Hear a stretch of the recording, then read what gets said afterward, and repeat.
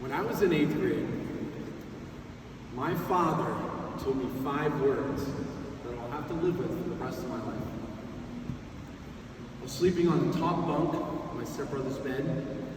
He was 6 years younger than me. He was super big in a barn. So we had everything from pillowcases to sheets to the curtains on the wall. It was all the big purple dinosaurs. It was an awesome one. It was early morning, February 2nd. My dad, all 6 foot 2 inches of him, came walking into the room. He walked over to my side of the bed, put his hand on my shoulder, and he shook me. Josh, wake up. Your mom died recently. I was 13 years old. I just lost my best friend, my mom, to cancer. I was living in a house that I only visited every other weekend since I was 2 years old. I was attending a new school in the fall. And me and my stepmother never got along. To say this was a new beginning was an understatement. My hope and wish for each and every one of you is that you keep an open mind to the possibilities and the opportunities that stay dormant until you are the one to find them. I know a lot of you are going to the same school in the fall, and others are going your separate ways. Ariella, you're going to Money Tech in the fall, with hopes of doing culinary or cosmetology. My wish for you is that whatever trade chooses you, that you put everything you have in it, all of your entire being, and that your rewards are never ending. Bradley, the mountains are calling, and they are going to need your expertise and scouting skills. I hope that you never forget the time that Mr. S threw a book at you. Or that one Halloween where you all stayed in for recess. One day, those are going to be the stories that you tell your own children. Bryson, you were here, then you were gone, now you're here again. I know you'll miss the Boston trip, the small class sizes, and the memory hole. Your next chapter in your life is coming up, and the trades need you. Whatever adventure you choose, I know you'll do great things.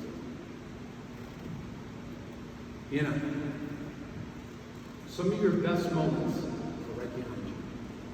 Some of your greatest times are just in front of you. I know you won't miss the uniforms. You can always remember the time that Josh dropped the jelly in front of the church. Kelsey, you have huge dreams in life. From being a pro soccer player to an Imagineer at Disney. I know you won't miss the uniforms, but you will miss nature's classroom, your field trips, and all of your teachers. Keep being you. The world needs more.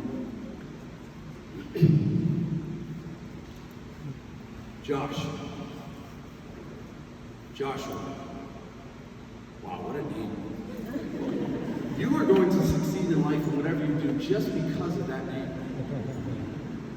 In all seriousness, whether you choose healthcare or something else, you're going to do great. And I wish you the best of luck. Nicholas, I want you to keep an open mind to meeting new people, trying new things. Remember, failing is not failing. It's only trying that doesn't work. I know you'll miss the homework the least, but you can always remember the time that Josh threw an apple and almost hit the teacher's drum.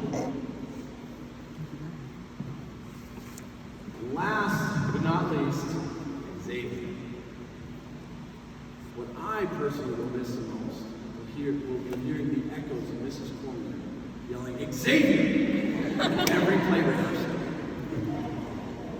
I know you're another one that won't miss the uniforms, but I want you to continue your passion for guitar and all things musical. That's your gift, but it's meant for all of us to enjoy. Failure has always been my best education in life. I was not a good student. In fact, I always received C's and D's in class and constantly getting into trouble. It wasn't until my senior year that I decided I needed to smarten up, buckle down to my grades, and get my life together.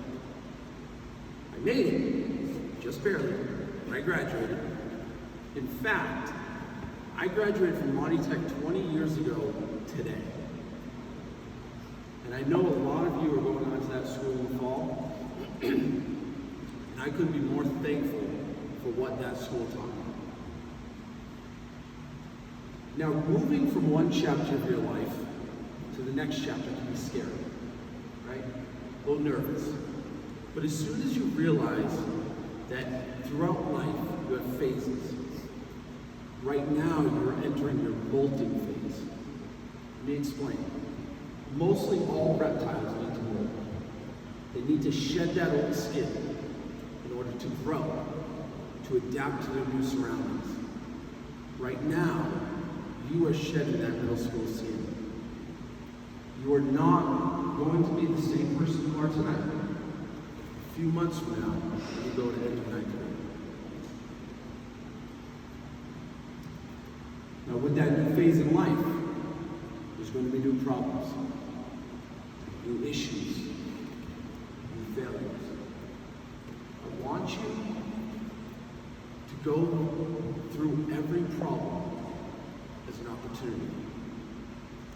opportunity to learn, an opportunity to change, an opportunity to grow, an opportunity to fail, and fail fast. And most importantly, an opportunity to lead. When you face fear where fear lives, and you go toe-to-toe with those problems, and you push through them, you will come out on the other side more resilient, able to take on anything that comes your way, and you will grow eternally. Roger Bannister wanted to be the first person ever to run the mile in less than 4 minutes. An impossible feat, something that's never been done before. That is until 1954, on a cold and rainy day, with a crosswind blowing across the track, Roger Bannister became the first person ever to run the mile in less than 4 minutes. An incredible feat. But guess what happened next? Within a week, a few more runs. Within a month, even more. And ever since 1954, thousands and thousands of runners have run the mile in less than 4 minutes. How? What changed? All it took was for one person to have the drive, to have the passion, to have the spirit, but most importantly, to have the willingness to fail in order to succeed. That gave people hope. Hope that they too could achieve the impossible. But it doesn't end there. Within a month, another runner by the name of John Landy smashed Bannister's record by more than 2 seconds. They would later on that year go head-to-head against each other in a race called the Miracle Mile. Landy was running with a stitched up foot from running over a photographer's flashlight bulb. This is 1954. Bannister had a cold. Either way, they went for it.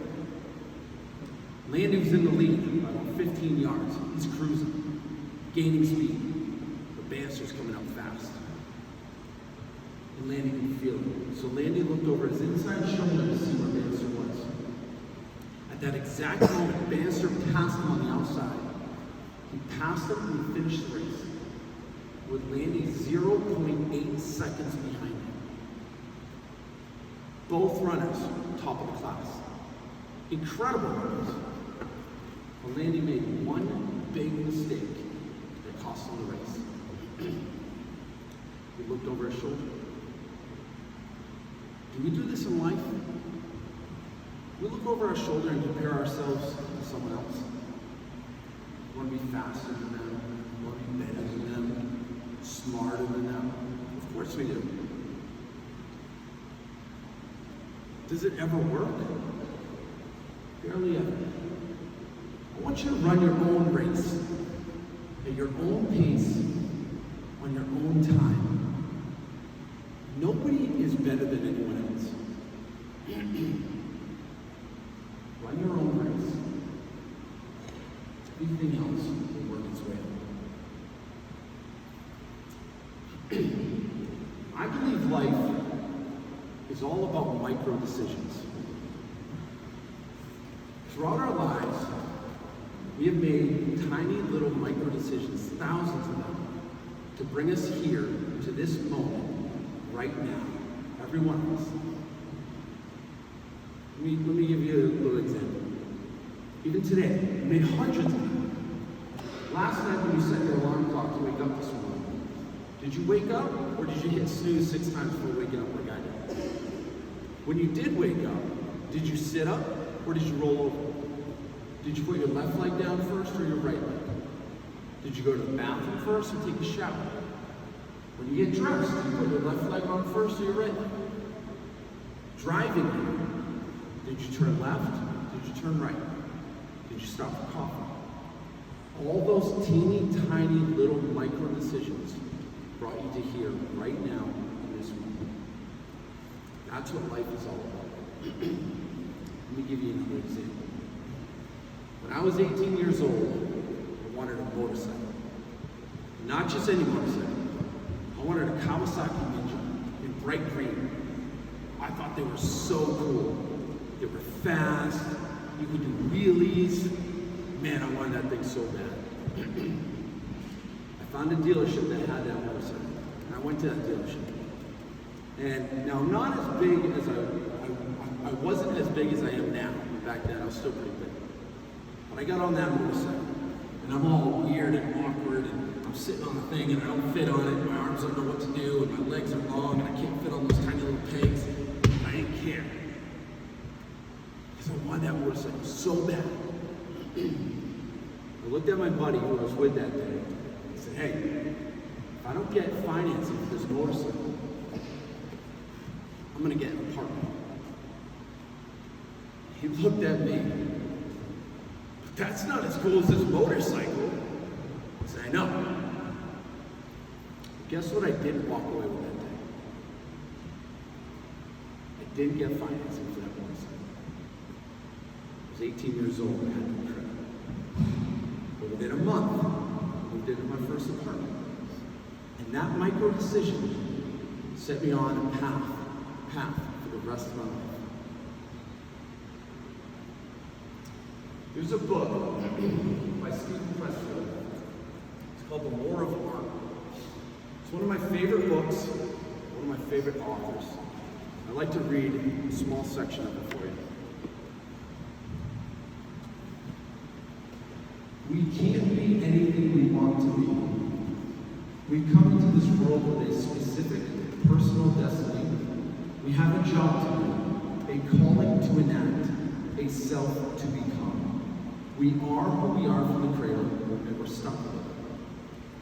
Our job in this lifetime is not to shape ourselves into some ideal we imagine we ought to be, but to find out who we already are and become it. Read that last part again. Our job in this lifetime is not to shape ourselves into some ideal we imagine we ought to be, but to find out who we already are and become it. Graduates, you each each have your own copy of this book. My wife Lindsay and I have graciously purchased each one of you. It's on that table.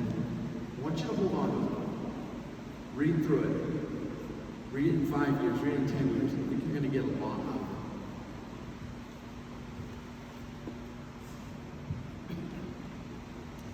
Mark Twain has a famous saying. It's one of my favorites. It goes like this. There are two important dates in your life. Number one, the day you were born. Number two, the day you found out why. The day you found out why. I'm going to leave you with this. I have worked in some of the most expensive houses throughout Massachusetts. I've also worked in some of the nastiest apartments. Driving through these neighborhoods, I've come to the realization that it does not matter the house you live in, the car you drive, the school you attended, the color of your skin, or the religion you choose.